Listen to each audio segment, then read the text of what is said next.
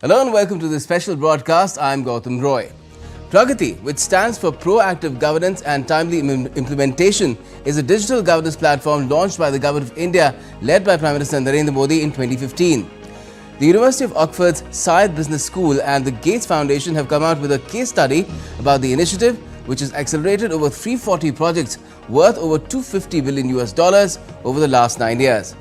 It's said to have revolutionized the delivery of India's infrastructure development projects and social schemes, truly becoming India's transformative initiative. Now, PRAGATI, which also means progress in Hindi and other Indian languages, is playing and could further play a pivotal role in turning India into a $30 trillion economy by 2047, making it a developed nation by the time it completes 100 years of its independence.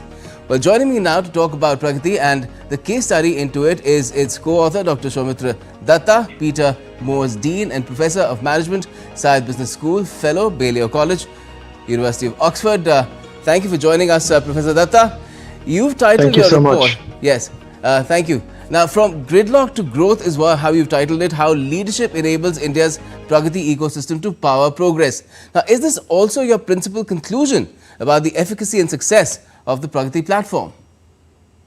Well, one must see the importance that infrastructure plays today in the development of any country in the world.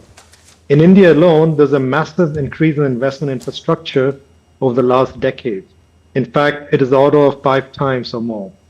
And if you look at the impact of investing 1 rupees in investment in infrastructure successfully, the actual impact on the economy could be as high as 3 rupees, so 3 times. So it's extremely important that every single rupee in investment in infrastructure is successfully leveraged for the economic growth of the country. So I do believe that if you're able to leverage and unblock some of the stuck infrastructure projects in the country, it can give great benefit to the country as a whole. Okay, now before I ask you more about the report, could you tell me why, as a professor at an international management school, did you choose to study India's PRAGATI initiative? Well, I've always been very interested in looking at the links between technology and digital governance with the development of a country or a society. And certainly, as you look at examples around the world, India has a couple of very good examples, including, for example, the PRAGATI system.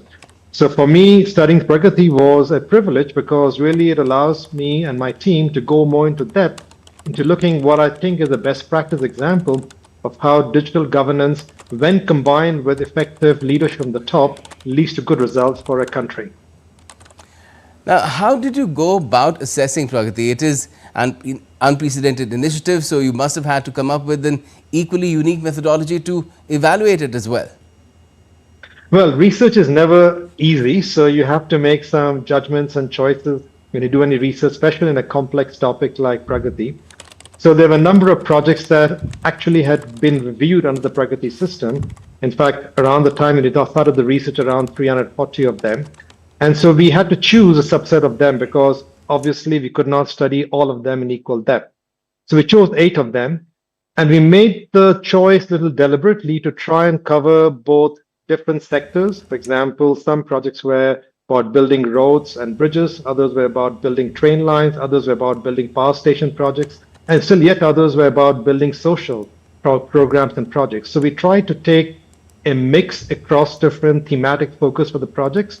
We also tried to take a mix across the country, the different states, and then we studied them through an inductive approach. Essentially, that means we tried to conduct semi-structured interviews with key leaders involved in the projects, tried to look at the data available and given to the government about those projects, and tried to make analysis of inferences from those 8 projects.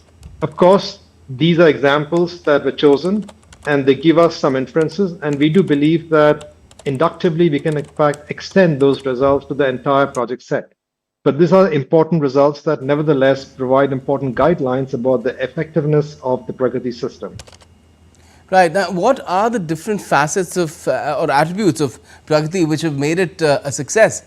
Is it India's digital governance ecosystem, or is it the driving of the initiative from the top, or is it cooperative federalism, or is it a confluence of all the efforts with a single-minded focus on results? Well, you gave the answer in a way. So it's all of the above. So I think it's important to understand that, in effect, what is happening in the Pragati ecosystem is that you have a top leader, in this case, the Honorable Prime Minister Modi, who is in fact driving and using the power of his office to drive change both in the implementation of projects and in the culture of cooperation inside the country. So, how does it actually happen? So, in terms of the actual culture of change, that happens by creating an environment in which leaders from both the central and the state governments are made to collaborate and made to, in fact, confront hard decisions. So you actually bring the human element into play in a much more explicit manner. And at the end of the day, we all are human beings. We all love to, discuss and argue with each other. But when we are faced with a real challenge and a real goal that is given to us to solve a problem, we often are able to come to a common solution. That common solution is in fact supported by data, because evidence-based decision making is very critical in environments like this.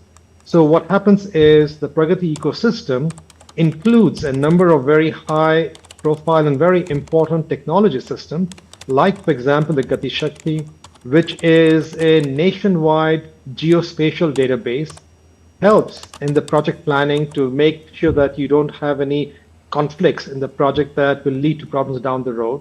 You have a project monitoring group that in fact consolidates the data about specific projects across ministries, across agencies into one combined database. So everyone has a common view about what is going right or wrong in a project, and people, including private sector companies, can actually enter data in the project management database about what is going right or wrong.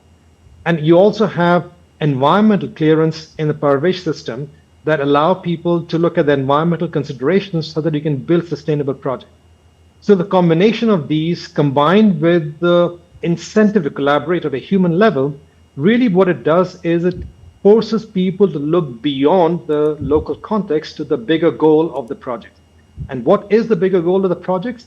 Of course, in most cases, it is to in fact complete a road or a bridge on time, but much more it is to in fact improve the lives of people and the livelihood of people. So improvement of people's lives is the ultimate goal, and that unites the various different individuals involved at the both state and federal levels.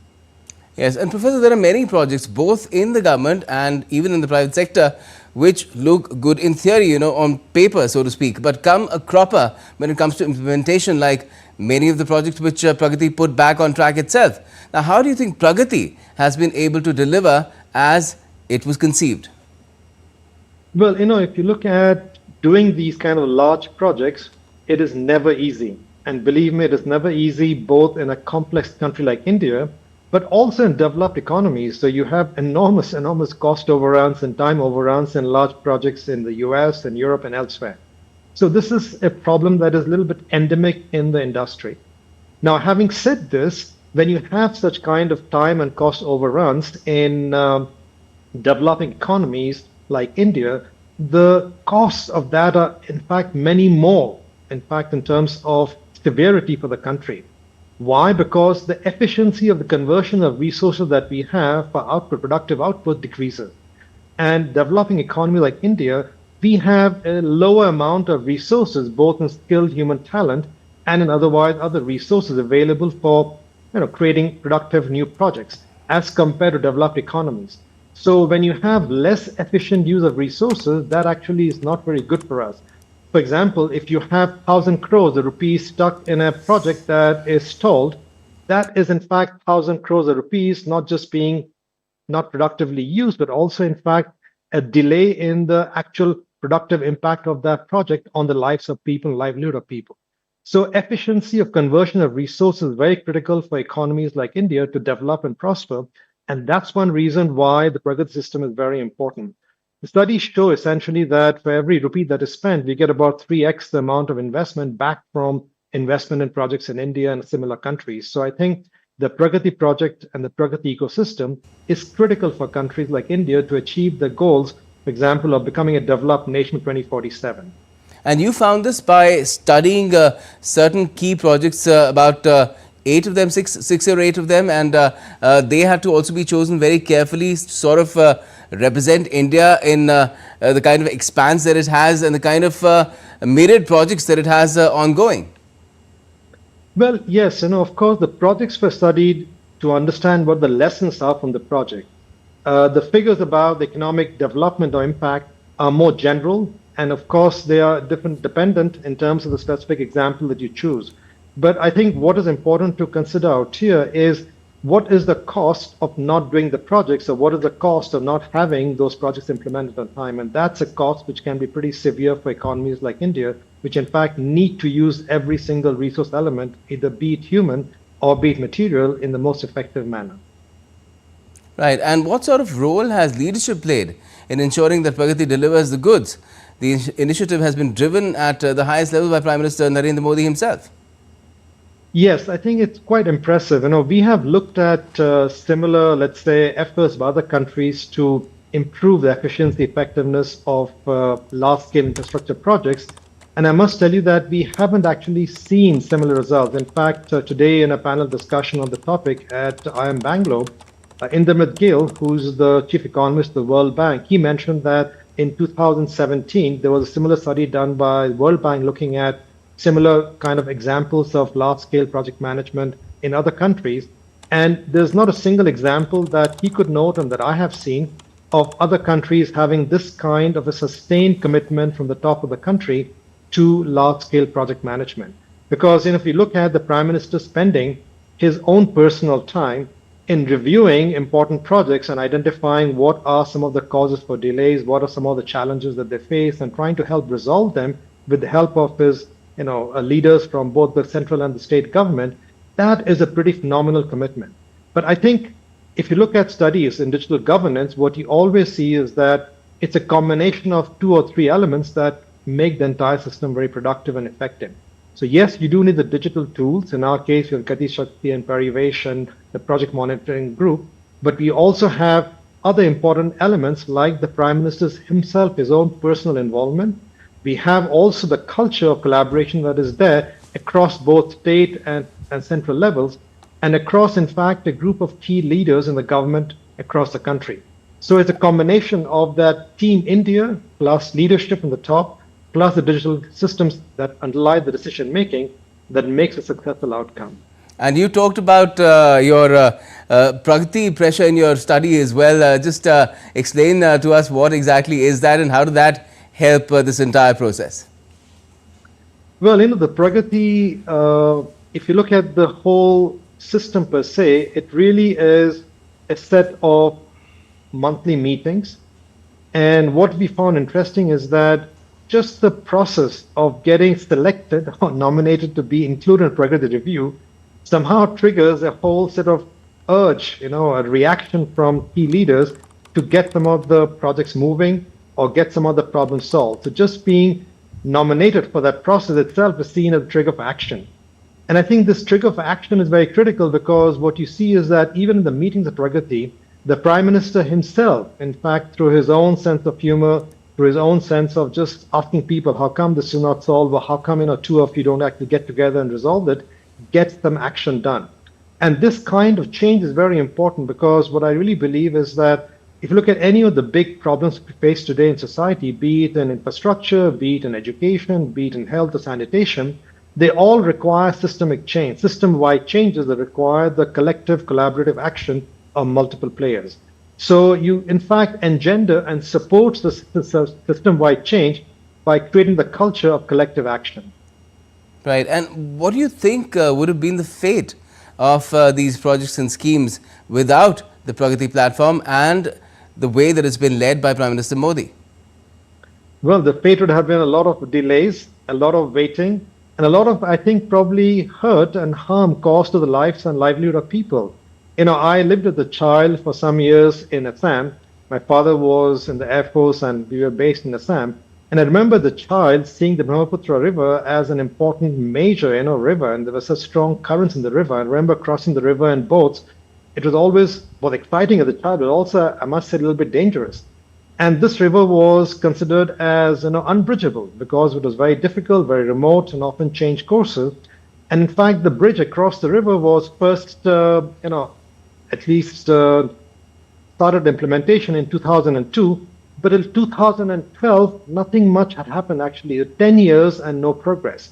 In 2015, this project was in fact brought on the Pragati review, and thanks to the efforts of many people across the state and the center, the bridge was built in 2018. So in some sense, this rail and road link that was built across the bridge in the Brahmaputra helped connect different parts of Assam together and helped improve the quality of lives and the livelihood of people in many parts of the state. So I think that's the kind of impact you see. And you can contrast this with 10 years of no action versus a lot of benefits after that. Right. And do you feel there is a scope for expanding the use of the Pragati platform in governance to areas beyond infrastructure development and social schemes? Could something similar also be of use in, say, non-governmental endeavors, or the larger objective of governance, be it tackling climate change, or for that matter, we've had an initiative at the G20 as well of alleviating global hunger and poverty? You're absolutely right. I think, today, if you look at the world and not just only India, we all are facing major transitions, major challenges. And we have to be able to transition the economy towards a green economy. We have to be able to address major challenges linked to the UN Sustainable Goals, development goals. And we also have to be able to leverage the technology possibilities that are emerging given the rapid change in technology. All of these elements require large-scale change, large-scale systemic change, as I mentioned earlier. And all of these can be, in fact, handled under the Pragati broad ecosystem of change. Now, clearly, there have to be some modifications made, new actors brought in, and so on, but the basic system of senior leadership, top management, or top leadership in the country involved in it, the collective governance, decision-making based on technology systems are all key elements of it. And what you find is in the Pragati ecosystem, it has already been used some of the social projects, like, for example, the Swachh Bharat project and the water and the yes, the Jal Jeevan mission, as it's called. Jal Jeevan initiative, and also, for example, electrification process of villages. So we are seeing the use of these already in the Pragati ecosystem, but I think much more can be made, especially if you look at the ambition of the country for the Viksit 2047 sort of goals, where we need the development of the country to proceed along many different dimensions, not just only roads and bridges. And you talked about the genesis of Pragati as well, which lies in the PM's tenure as Gujarat Chief Minister. It came out of a lot of pain, but it has delivered for the people to a large extent and sort of alleviated that pain as well, not just in Gujarat, but a lot of painful issues in the entire country. Absolutely. In fact, the origin can be traced back to the tenure of Prime Minister Modi as a Chief Minister of Gujarat, when in 2002, after the earthquake, he in fact created a simpler version of that in which his digital tools were available then, and his own direct involvement to in fact help drive the recovery of the state. So those ideas formed in fact the inspiration for the Pragati ecosystem that he put in place once he took over the leadership of the entire country at the center. All right. And do you feel that India has provided the world? In fact, we've got a tweet coming in from Prime Minister Modi himself, where he said, and I quote, "Pragati represents a wonderful amalgamation of technology and governance, ensuring silos are removed and projects are completed on time over the years. These sessions have led to substantive benefits which have greatly benefited people. I am glad that the effectiveness of Pragati has been recognized in the study by, and it's the handle for the Side Business School and the Gates Foundation." What do you feel about that comment that the PM's made, Professor? Well, I'm very, very pleased to see that the tweet has been made by the Honorable Prime Minister himself and his office. But let me sort of just mention one reason why this is also important beyond India, because many countries, especially in the global south, face exactly the same challenges that India faces. They have to invest in infrastructure, they have to invest in multiple dimensions of it, not just the physical infrastructure, also the social infrastructure. They also have to be able to make these things basically use the resources effectively and efficiently. So India and the Pragati ecosystem is an important way by which other countries in the global south, and perhaps even in the global north, can learn from India. So in fact, India can show that there is a good way, and at least there's a possible good way to be able to get these large projects under control, to be able to deliver value to people, and ultimately to benefit the lives of people around the world. Yes, and how it's driven by information technology and data is something also that perhaps other nations could sort of adapt if it's possible, because it comes as a part and parcel of the digital governance infrastructure that India has put in place, and that has been built brick by brick with the JAM Trinity as well. Absolutely. And I think the whole Jam Trinity, the India stack are great examples of how India has shown leadership in the area of digital governance. And I think Pragati is a very good example of how digital technologies, database and or evidence-based decision making combined with top leadership involvement, active involvement, creates the right culture for change in our country. And I think these kind of changes are extremely important for driving and preparing the country to become a developed nation in the next 20 years. Yes, what a wonderful thought, and let's hope that Pragati is taken forward to ensure that India does indeed become a developed nation. 2047 is the ideal 100 years of India's independence, but it could be sooner as well if Pragati has anything to do with it. Thank you so much for joining us, Professor Dutta, to talk about it. Thank you very much for inviting me. Well, there you have it. That's what the study has really said about Pragati, which is India's use of information technology and ensuring that people do not work in silos. They come together and work together to get things that were seen to be impossible and could not be challenges that could not be surmounted for decades even, get the work done. That's all we have in this edition of course, a special show that we brought for you on Pragati, India's Transformative Initiative. Thanks for watching and keep watching DD India for all the latest.